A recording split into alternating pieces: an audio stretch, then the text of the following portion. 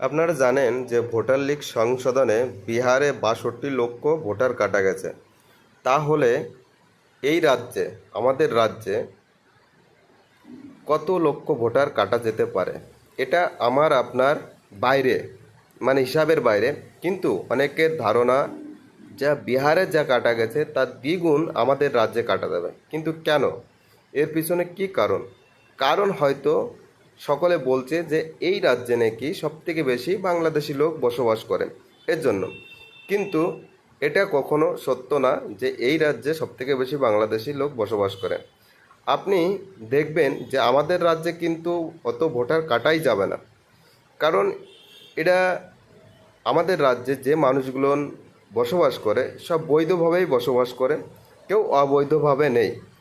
আর সরকার যেভাবে কাগজপত্র বা ডকুমেন্ট চেয়েছে, আমার মনে হয় বেশিরভাগ লোকেরই এটা ঠিকঠাক আছে।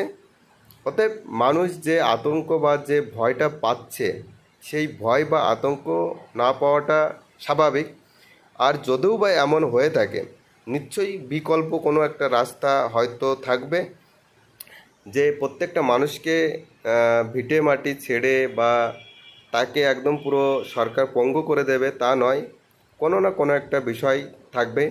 এবার 1987 সালের পর থেকে একরকমের যাদের জন্ম 1987 সালের আগে যাদের জন্ম তাদের একটি ডকুমেন্ট দেখাতে হবে। 1987 সালের পরে 2002-এর মধ্যে যাদের জন্ম তাদের দুটো ডকুমেন্ট দেখাতে হবে, এবং 2002-এর পরে যাদের জন্ম তাদের 3 থেকে 4টে ডকুমেন্ট দেখাতে হবে।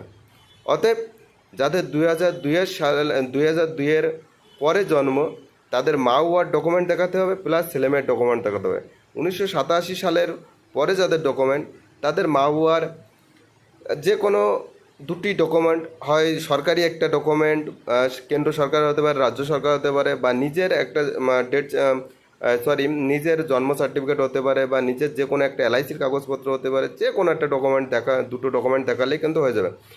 আর আপনার যদি 1987 সালের আগে জন্ম হয়ে থাকে, তাহলে 87 সালের আগে জন্ম হয়ে থাকে, তাহলে যে কোনো একটি ডকুমেন্ট, যে কোনো একটা ডকুমেন্ট দেখালে কিন্তু হয়ে যাবে আপনার মা বাবার যে কোনো একটা ডকুমেন্ট। অতএব আহ, এটা প্রায় ঘরেরই আছে, চিন্তার কোনো কারণ নেই বা ভয়ের কোনো কারণ নেই, ঠিক আছে?